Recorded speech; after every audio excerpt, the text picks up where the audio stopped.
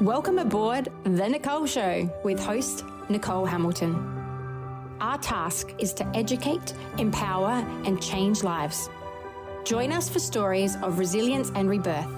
Honest talks that inspire and challenge you. Are you ready to make a move? It begins now. Welcome back, guys, to The Nichole Show, where we just really have fun chatting to our guests and go intuitively into some cool new nooks and crannies wherever we're going to go today. And on this day, I have my beautiful friend Alex Morris. We were just discussing before how we met, but it's probably about 3 years ago in the coaching world. Alex is a dad of twins, so hopefully we can dive into some cool stories there. But I also met him because he's also an amazing marketing guy, and so you can follow some of his stuff. The links will be below. But yeah, welcome to the podcast, Alex. Thanks, Nichole. It's my first podcast in a very long time, actually. So yeah, I think you went on my podcast back when that was active. Then I paused it for a while, and then here we are. Here we are. It's a full 360, 180. I don't even know how come in that, but it's full circle. It's full circle is what I'm trying to say, which is beautiful. How old are your twins, by the way, now? 4.5. Yeah, wow. So yeah, it's been that long. We've known each other that long. Were they kind of babies when we met? Yeah. Makes sense. Yeah. Far out, hey? I know. And we still look the same. We still look just as young as No, I looked at some photos the other day of when the girls were born. Yeah. And I was quite fit before they were born. I had like a nutrition coaching program and everything. Mm-hmm. And everyone's going, "Oh, mate, that won't last long. Wait till you got kids." And I was so stubborn. I got ripped when my kids were born. Mm-hmm. And I had no beard at the time and my hair was shorter. And I looked at my photos the other day. I looked like a sort of baby fish. I was so just lean and hairless. And when you get, when guys get hairless, we all shave our chests and stuff like that. Of course, and why not? Well, now I'm just this fuzzy mountain man. And so I definitely look very different to how I looked a few years ago. But the vibe's still there. I still wear Kmart head to toe and just do my best. I love it. I love that. So what I was thinking for today is really sharing some like parenting wisdom, if you like, and then some other things, because I think that's the way that we first bonded, to be honest. You're like, "Oh my God, you're the kids coach, help me with my kids." And I'm not saying that I have all the answers, but I'm pretty sure I've got some. I would love to know some really just some beautiful things that have happened in the life with you and your wife and your kids. Because I know you also went off grid and you do a lot of conscious practicing with your children in your home, really. So I'd love to know some of the things that memories or things that you would highly recommend to other families to do. Oh, wow. Big, yeah. So, the thing with twins, right, is that the first, we didn't expect twins. There's no reason for us to have had twins except for just luck, divine, grace, whatever you call it. We're very, very lucky to have them. But there's no twins in our genealogy, And so when we first found out, it was, a bit of a shock to the system. And then the first 3 months were gnarly. You've got the middle of winter, so it's dark and cold all the time. You've got middle of lockdowns, so my wife has basically been nowhere in months except for the hospital. Mm-hmm. And then we've got these newborn twins, and twins are born small anyway, and they were in and out of NICU a little bit just because of being small. That's what happens with twins. Yep. And we were just up, we slept in 3-hour shifts for 4 or 5 months. Literally, I just basically did no work. I kind of winged my way through building a few websites for people when the girls were born. Yeah. And Ali and I, my wife and I, would sleep 3-hour shifts. We tried sleeping in the same bed at the same time. Didn't work because feeding one newborn takes ages, right? Feeding 2 newborns takes twice as long. Yeah. So it can't just be her staying up 24 hours a day. So basically what we would do is it'd be okay, you're sleeping 9 till 12.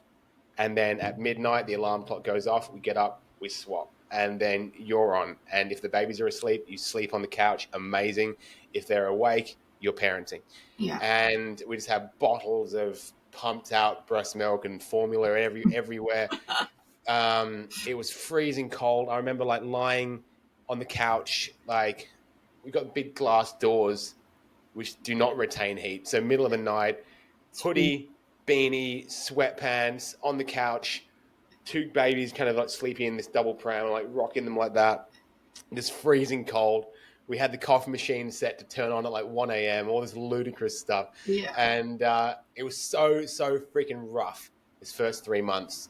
And then the beautiful thing about twins now is that, yes, everything's two of everything. So it's twice as expensive all at the same time. Mm-hmm. You've got to get two people ready all at the same time. But now they're on the same routines. They got the same group of friends. They go to the same school. That makes life a lot easier. The fact that they're on the same routines. When I look at my friends who are like on baby number 2 now, Yeah. and so they've got like a 4-year-old and a 1-year-old. Yeah. Sounds way harder for me. But also, like, they are just connected in a way that I don't think anyone else can be. Yeah. Right. And have you ever heard the term cryptophasia? Secret twin speak? Oh, no, I have heard of secret. Yeah, 100%. Yes, I have. That's a fancy word for twin speak. Yeah. And like, we've literally got videos of them from when they were kind of learning to talk, just absolute gobbledygook, having full length conversations with each other.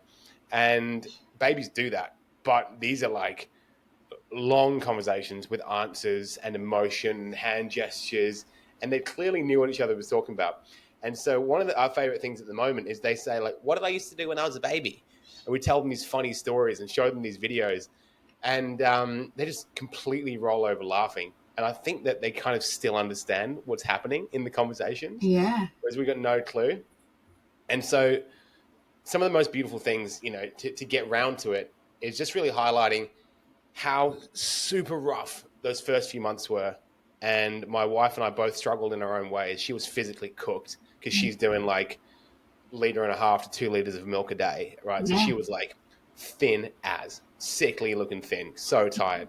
Yeah. And I got pretty decent, like, what's the term? Postnatal sort of depression almost. Like, I had no idea what I was doing.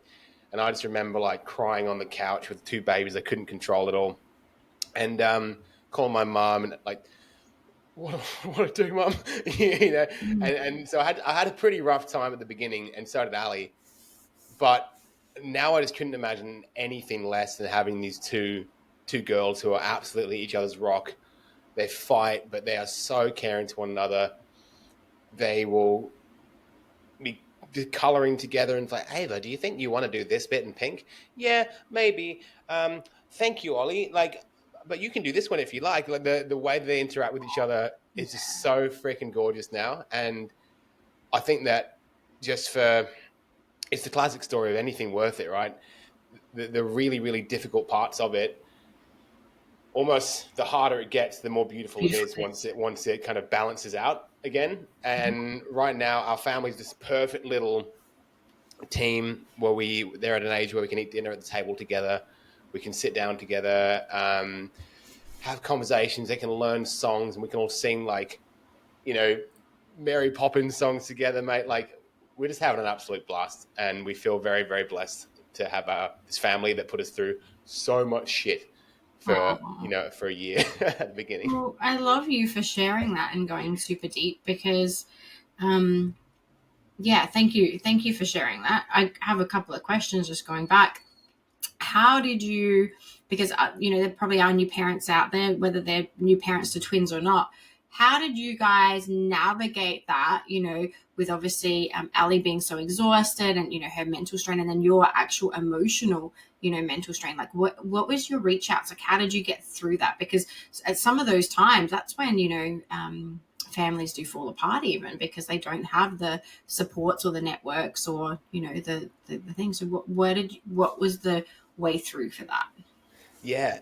Like we were the first in our sort of friendship group to have kids as well. So I had no mates to kind of lean on. All I could say was like, this is really hard, guys, but they all had their own stuff going on, right? Middle of COVID, everyone's kind of Yeah. having their own hard shit going on. And so we do have our friends and we do have our families living close by, which is great. My sister was living in a granny flat, at the bottom of our garden during that Oh, time, wow. Yeah. which was really handy because we'd wake up some mornings and she was just already there at 6 a.m. on the couch. She let herself in, two babies Oh, there, which was amazing. So good. And she's just a loving, super loving, really amazing person to have around. I think that, to be honest, in the moment, we were absolutely winging it. And I think in terms of the ways we reached out, it was really just with each other. I think we've been together for a long time. Ali and I have been together since we were 20. So we're 10 years in by the time we have these babies. yeah. So what I found was it's a blur, to be honest. It's a blur. Specific answers are difficult. But one thing I remember us being really good at was when somebody clearly was done, Yeah. the other person swapped into superhero immediately. I You just love that. knew, which was so good. Like sometimes that alarm would go off and it's your time to get up and you just be like, I just fucking can't do it right now. And the other one's like, sweet, back to bed. I'll do 6 hours in a row. Life goes on. And I think that we Yeah. were very, very in tune with each other. Probably that made us more in tune with each other than we've ever been Yeah. because we were able to see when each other had lost it and had nothing left. And the other person just instantly Kicked in. something kicked in, some superhero parent kicked in, and you become calmer and more capable than you've ever been because you need to in that moment. And it sounds, No, it does. It sounds amazing, and and I love that for you guys that you have such a a connection and an intuition. What about the times when it wasn't, like, when perhaps you weren't noticing each other or whatever? Because I see a lot of parents when they don't, like, you have that polar opposite where you're not supporting. So to have that sounds amazing, and being super aware of your partner's needs, and being able to pick up the slack, that's a given. Like, we see it in coaching and we hear about it. Check in with your partner. What number are they at or whatever. But what about the times when perhaps that wasn't noticed? Like, how, I don't know. I guess, yeah, the other question is, that sounded amazing, but what about the people that don't have that? Or yeah, yeah. I mean, well, all I can say is that, like, with the whole parenting journey that I've had, it's very, very difficult to listen to your partner for advice sometimes. Yes. You're too close, right? Yes. And I remember my wife, something I struggled with a lot early on, more so when they were kind of like not newborns, but maybe like 1-year-olds, was maybe expecting a little too much of them, Yeah. which sounds like of my babies, right?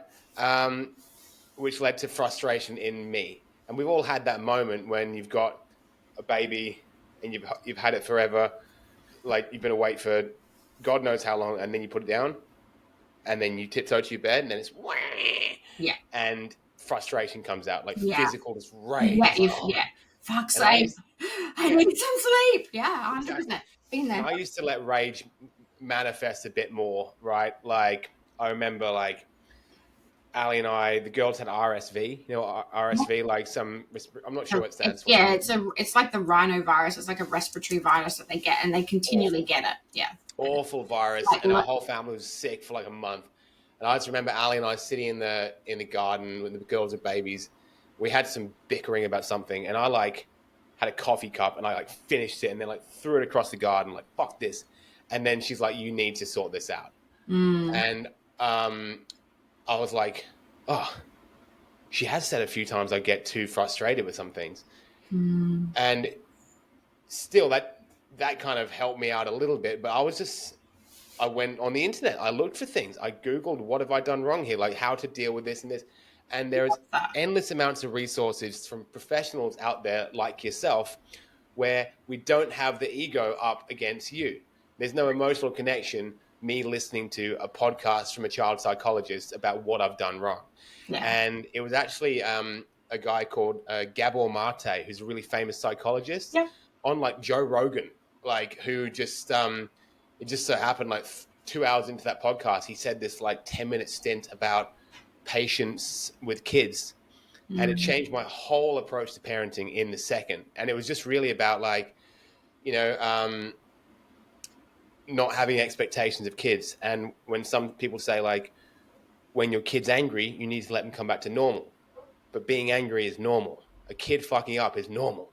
Mm. Like, and you being angry is normal. And I think that I found so much life-changing advice by going outside of our relationship, realizing that when we try to give each other feedback and we're tired, It doesn't it work. doesn't go well. It doesn't. It doesn't. I know this. I'd love to just drop in a little share here. So Aurora, I haven't told you, but Aurora recently got diagnosed autistic. And so she's 4 and a bit as well, 4 in November. And I always knew she had sensory needs, and I was kind of looking for it being in the work that I am. But I'm going to blatantly say this, I don't know if I've said this out loud on my podcast or not before, but I always thought PDA was naughty kid syndrome. Like, I've seen it. Like, I thought, it's a parenting thing. It's something that they're taught. And Aurora does get stuck in these no loops. So she's not fully diagnosed PDA, which is the Pathological Defiance Association, where they just get totally dysregulated when it's a no. All right. And when Abby and I parent, we will both get to that point, like you said, one person's tapped out, and sometimes we can, where it's really, really beautiful. Like, you can see it and you jump in. And other times, and also because Abby is the biological mum of Aurora, and I'm the biological mum of the older boys, it's a little bit difficult. And I have, know that Mama Bear gets ferocious sometimes when people step into their territory. And so when we had these beautiful friends over for a barbecue, and who are all in that social work and industry, they were really watching Aurora and they were all coming in different avenues, because she was having one of these moments and a full-blown meltdown, mind you. Abby and I tag teamed so beautifully in front of them, because we had this, had this audience, and I was like, this is how we need to behave all the time, because sometimes one of us will hold capacity and then another one will parent in a way that we maybe not would have done it ourselves and not aligned, and then we'll turn on each other. And that's the worst possible thing you can do as parents. However, you have to live and learn, and, we're all not perfect. I always say that, like, every lesson is a learning. If there is a rupture and it's either from you or your children, as long as you unpack it later, as long as there's a place to apologize, as long as there's a place to do better, and as long as, if you don't have the answers, I love the fact that you're on there Googling, and, it definitely was in lockdown times. So there wasn't a lot of, face-to-face stuff. There wasn't parenting groups and things happening, but I always look as well. Like, I'm looking for that coach, or the parenting coach, or relationship coach, or other things for me. And if I don't have the right answer, even for my teenagers, now I say, I will find out for you. I don't know, but I'm working on it. And that's the best thing. And when they model that back to you, like Aurora said sorry the other day, she was getting frustrated because she was hungry. She's like, sorry for yelling, Mummy. And I was like, what are you? And I said, you weren't yelling. You were frustrated because you were angry. Like, your belly was angry. And we unpack it. And even my 18-year-old the other day actually did get frustrated with me and had a little argument. And, when he had calmed down, had space, the first thing he did was come into the kitchen with his arms out and, hug me and tell me he's sorry.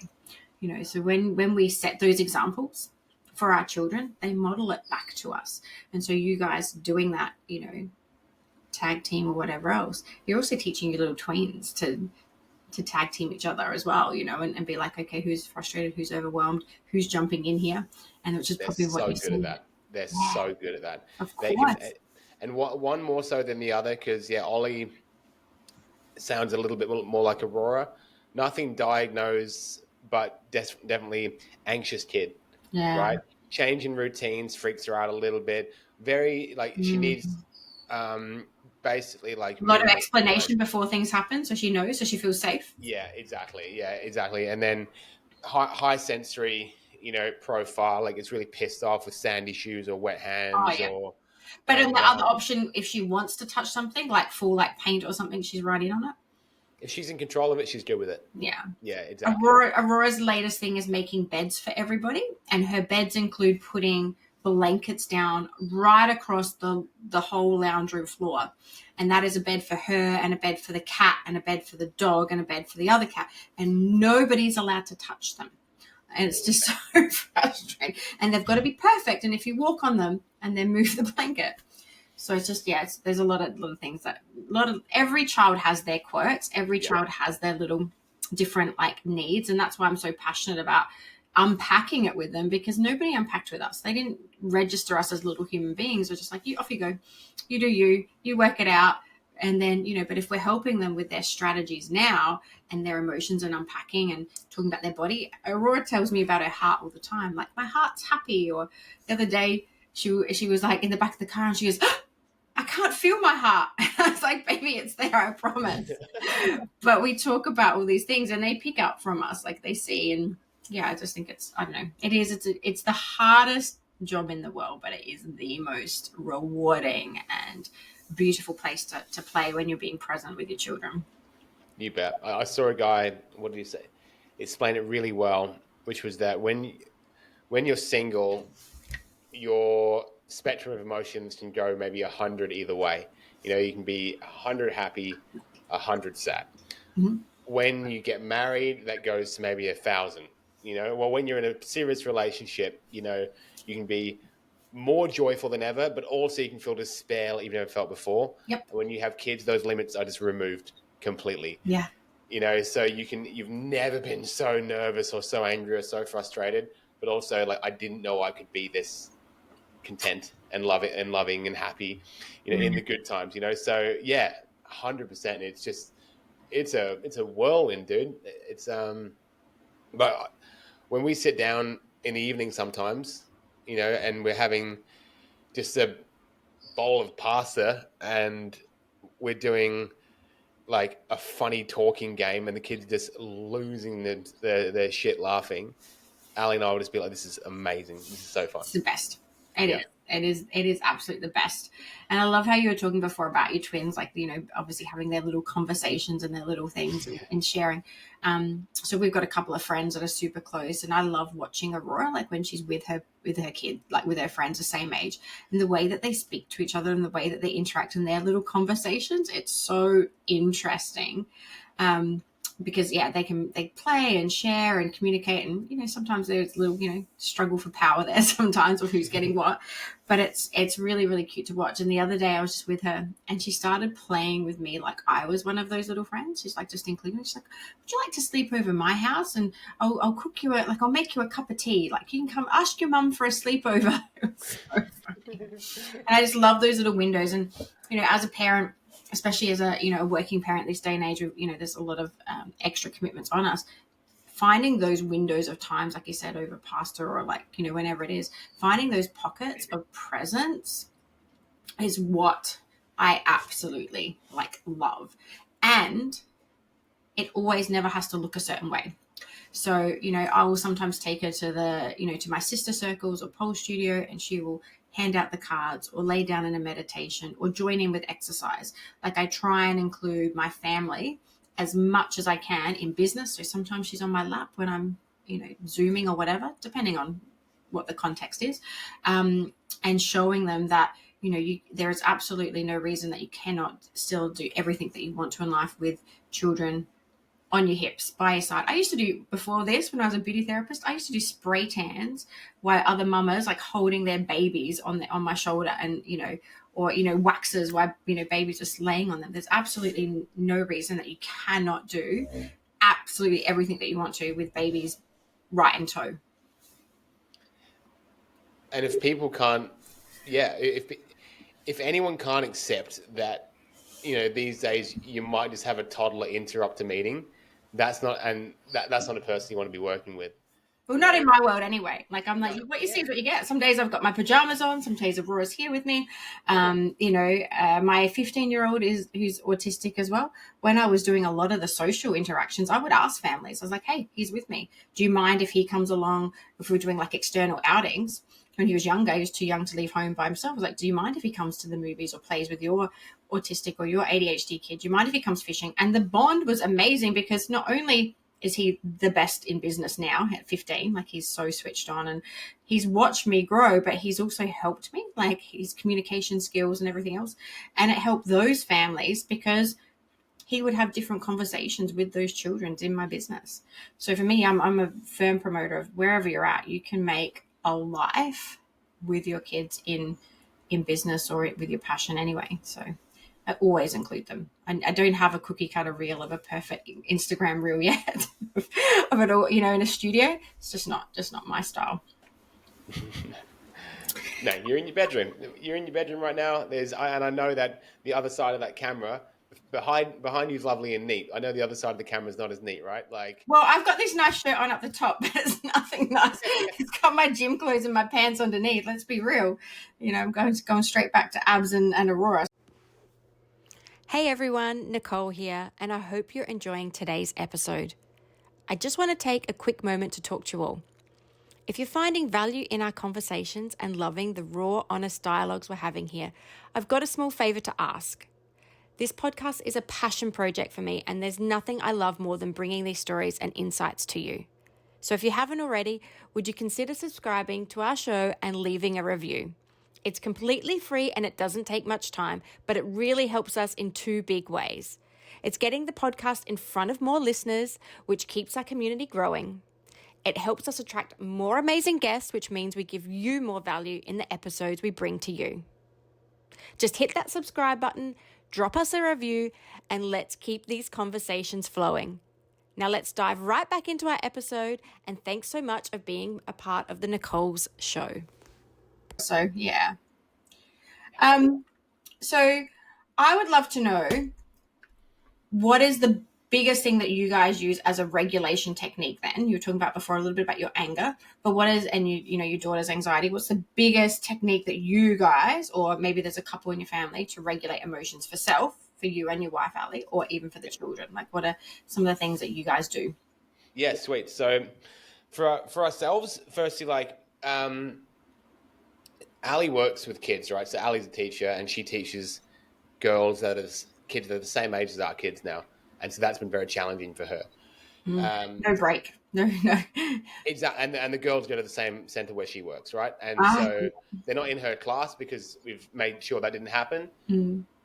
But leave the house at 7:30 in the morning, half an hour drive in traffic with the girls. Then she's with 4-year-olds for 8 or 9 hours, then half an hour home with the girls.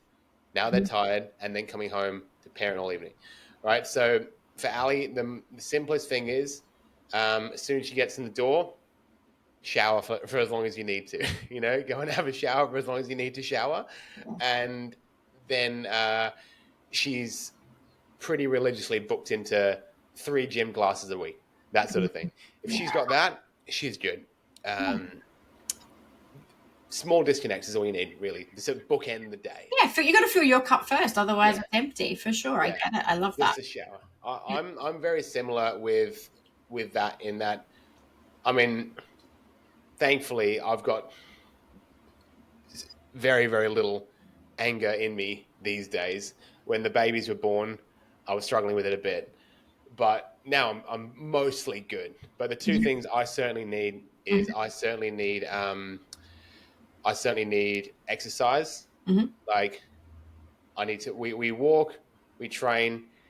If I'm inside all day, like, I struggle quite hard with that. So that's when Ali will be like, "You, out, gym, you, gym now." And the other thing, which could take the podcast in a whole different direction, is I actually got baptized as a Christian like 3 months ago, right? And so that by no means makes you a good person or any better at anything. However, that's a constant reminder I'm now trying to hold myself to a higher standard of living. So whenever I feel, my heart or my mind taking me somewhere that's not particularly helpful, in line with, and all the rules of Christianity are basically just being, kind and loving and patient, right? If I find these feelings coming up, like, I kind of go back to, okay, I went in the water that day because it's not about me anymore, that sort of thing. So if I want to get angry in this moment, then that's not serving anyone like whether that's my family, myself, or Jesus, it's not helping, right? So how that old adage of like, what would Jesus do bracelets, that sort of thing. Yeah. Really, that's what I'm trying to do these days. So I've got very little. We still have all these emotions, but Ali and I are very good at dealing with it in ourselves. And when it comes to the girls, Yeah.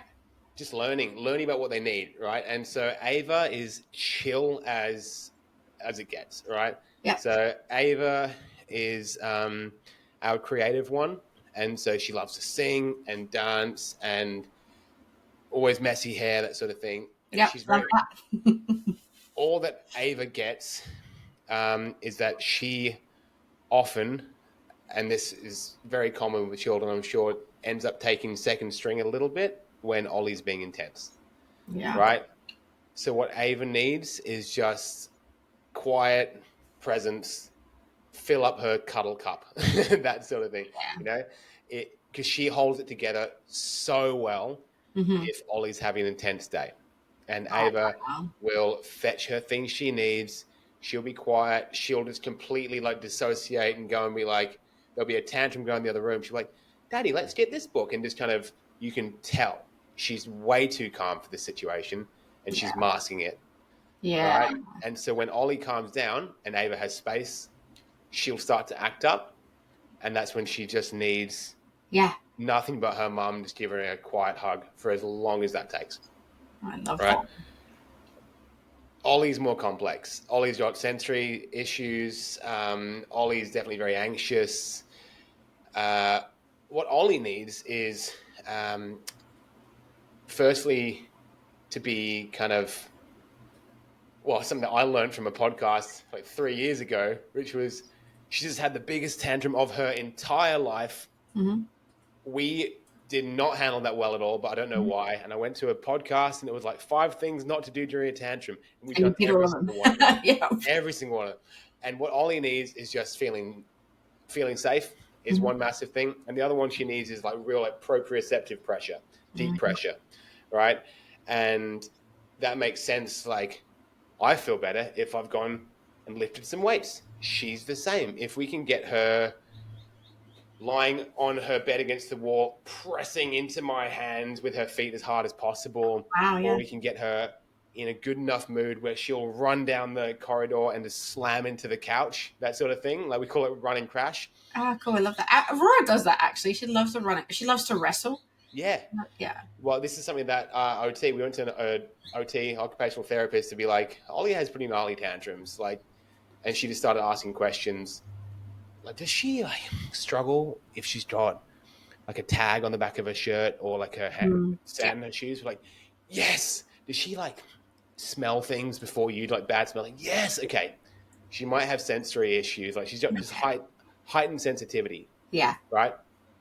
She probably would do well with deep pressure, proprioceptive work, and everything she's listing off. I'm like, oh my goodness, that's me. You know, I'm exactly the same as her. I hate quiet, like I hate little quiet touches, like noises and little quiet touches. I hate hearing people breathe and Yeah, quiet me rooms. too. And eating. I hate people eating. Yeah, exactly. I'm like no good with that. Yeah. But give me loud, give me Yeah. heavy, I'm good. I feel Yeah. so much better. Yeah, Ollie's the that's same. interesting. So am I, and that's why I must love deep tissue. Like my wife hates it, but I like don't give me.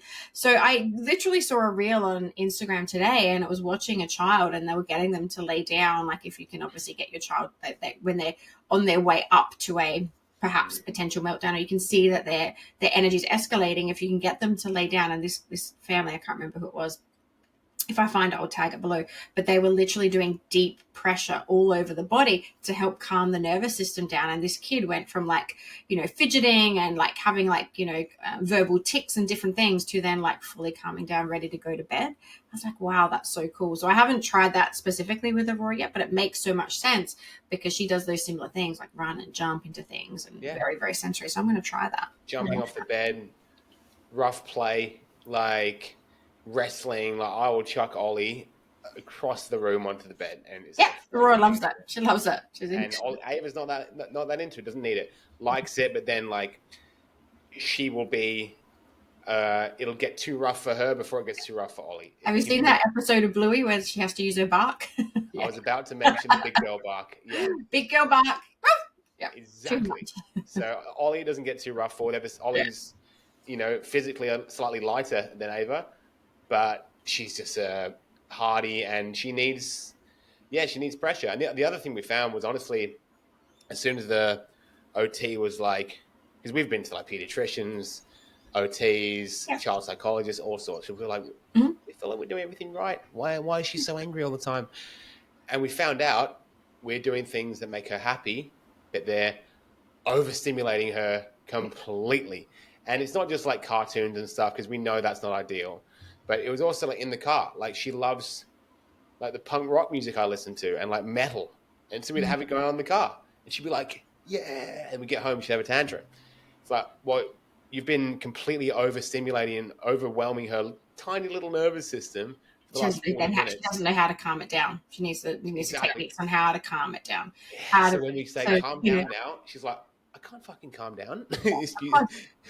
Yeah, putting on some calming music, some healing music on the way home. Okay, we've had enough heavy metal. We need to wind it down. Yeah, so we're better at that now as well. So that I did just want to tap back. Thank you so much for sharing about your Christianity. I was baptized when I was younger and a Christian, and I'm more spiritual now, but I still believe in God within us and having that faith. And I really believe that anybody that is struggling should find their own faith in their own way, whether it is meditation or prayer or God or Jesus or Hindu or Buddhism. I don't care what it is, but yeah, finding that for you, it is a really beautiful place and space to know that there is, I guess, having that faith in that higher self and being the best version of us for us, not for anything else. But I do love tapping into that. And I talk to a lot of my kids about hearing, and I believe God is in all of us, but you can call it whatever you like. If you're not religious, that's fine. But that goodness, and when they get to tap into that and us tap into that and hear that wisdom,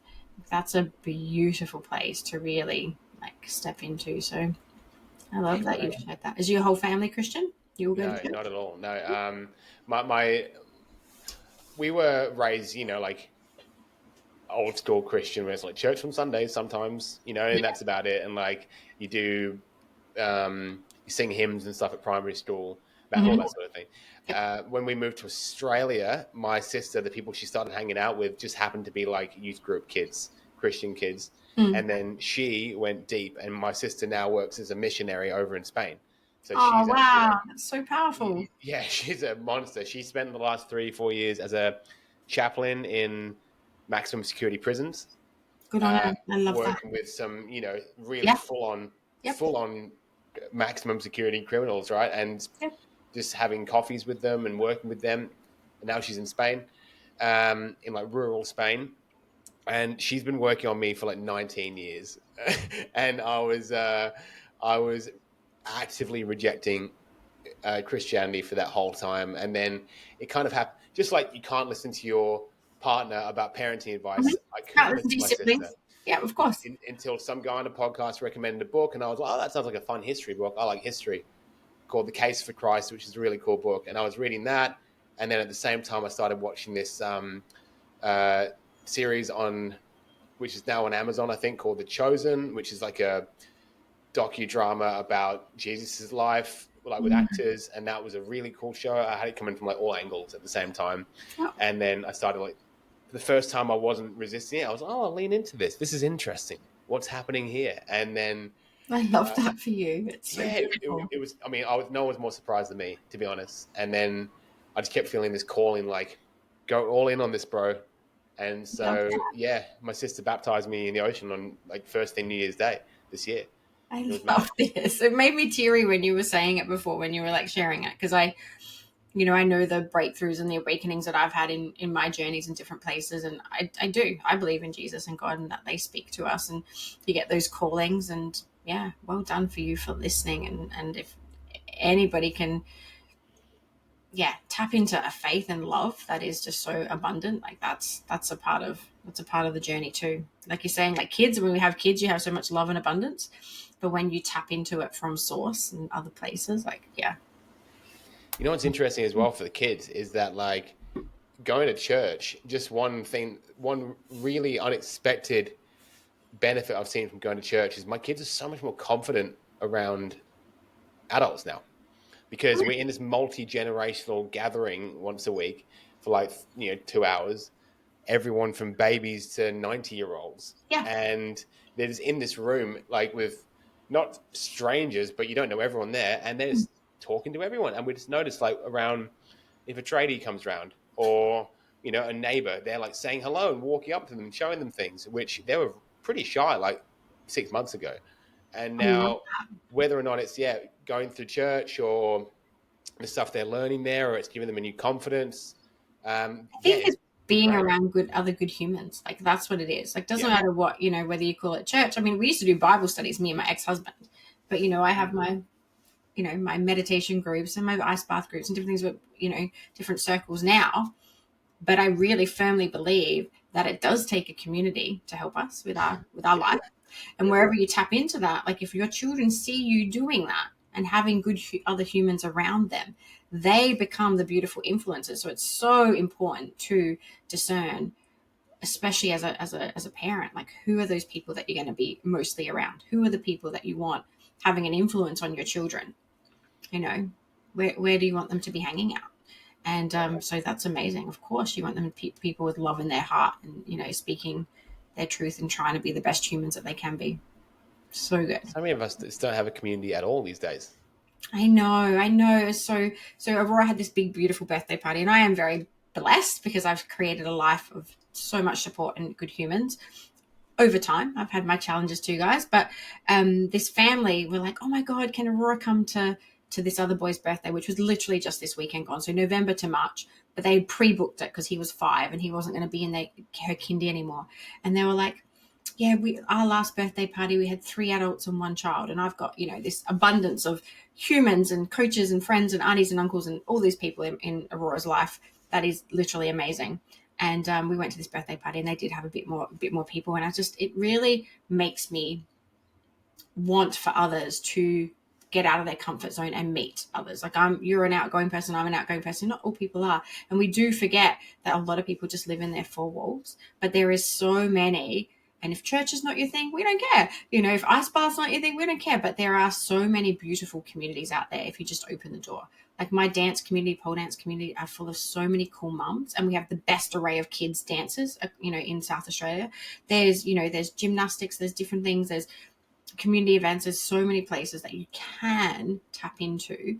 We've got the spiritual center down the road that does do spiritual church and free events as well. There's so many places, I'm sure there are in Sydney as well, that you can tap into if you just look for it. Like, there definitely are. And that's what I love. Like I love it when not only I connect, because that's one of my, my biggest values is connection, like when Aurora does too. And she does have that confidence to have those conversations and, come up to people and tell them.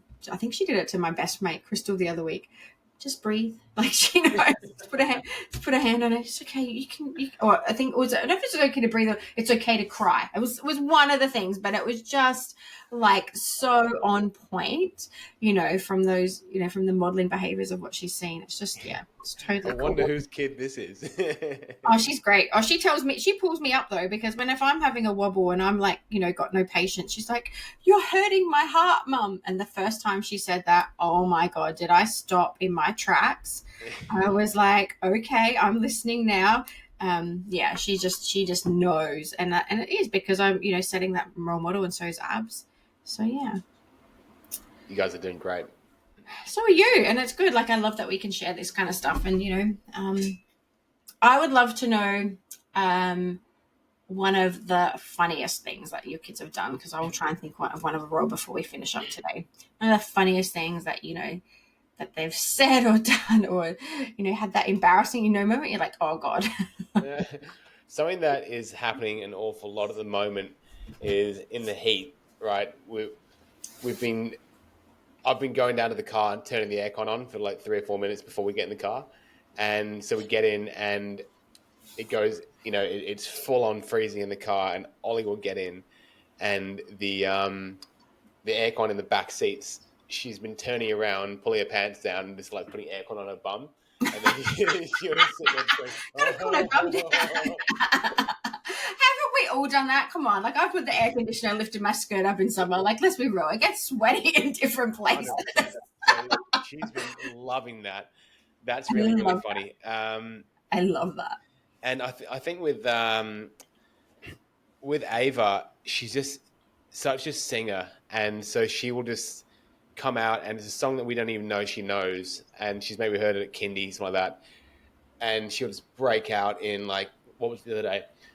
Is it Alicia Keys? Like, this girl is on fire, Oh, good. and she has this full on, like, puts this pop voice on it, like, this girl is on fire, and she just pulls it out of nowhere. Like, didn't even know you knew this song, but she performs, and she puts on like dresses and tells you some really long, elaborate backstory to the show that you're watching, and she gets on the trampoline in like some fairy dress, and then you have to pretend that I came out and that the performer came out and handed you a rose, and that you were so happy, and then you have to pretend that you'd never been to a ballet show before, and it's just these enormously long backstories, and you never know what the game's going to She's be. a performer then. She is going to, yeah. And we cannot stop. You know, she's always got a new song, a new performance. She'll just be in the, you know, back of the car going, first presentation, like some ballet terminology. Just loves it. It's so funny, man. So Ollie's an absolute goose, and Ava is an absolute performer. I love that. You're going to have your hands full, that's for sure. Like, you thought you had your hands full now. Wait till they get that little bit older. I'm going to have two 14-year-old daughters at the same time, you know? Correct. Correct. So teach them both to drive at the same time, you know, formals, and they'll be going out to parties at the same time. My goodness. You will be 100% okay, my friend. I know you will. You've got a beautiful for sure. community. I have to share one little funny thing that just dropped in from Aurora. This is one that happened, I think, yesterday or the day before. So for all mums out there, you would know that sometimes when you sneeze, you pee yourself. Like, it's just, if you've had babies, the pelvic floor is not, and it's not every time for me, it's sometimes, but if I'm having tense or I'm not paying attention. And so Abby and I will both do it to each other, like, you know, or maybe when Abby sneezes, I must say to her, have you peed yourself? Because it just happens sometimes, and we have a laugh about it. So anyway, I did this massive sneeze in the car the other day. First time ever. Aurora goes, did you pee yourself? And it was exactly the way I said it. And Abby just lost it for ages. She's like, I didn't even think she was listening when we say that to each other. Like, you just never know. And Aurora's like, yep, she knows when we sneeze now that quite possibly we've got wet knees. And she'll say that with no context at kindy or something like that. And then... Yeah, someone will sneeze and be like, did you pee yourself? We're like, what? Yeah, it's going to be so great, man. It is. When the stories like that come home, that they've said something just unhinged like that makes complete sense to you guys, but out of context. Out of context. And we're like, what are you talking about? Yeah. I love that. Sounds like she's thriving, man. Oh, Like I know autism's a big spectrum, but the way that she's rocky up and comfortably socializing with other adults, that sort of thing, sounds like you've done great. She's super smart, and like, so my Jacob was more disassociated and more nervous and didn't really have friends and struggled with the emotional articulation, where she doesn't struggle with any of that. It's more the dysregulation. It's more the sensory stuff. So, you know, I mean, and aren't we all really, some of us on the spectrum anyway? I don't go with a diagnosis. I just go with the best avenues of help. But she's teaching us so many different things. Super confident for sure. You know, really articulate great. But yeah, there's going to be things that she is definitely going to struggle with, because with the routine or changing things, or, you know, feedback or being directed a certain way, like, oof, it's going to be some struggles, but we'll rise to those challenges.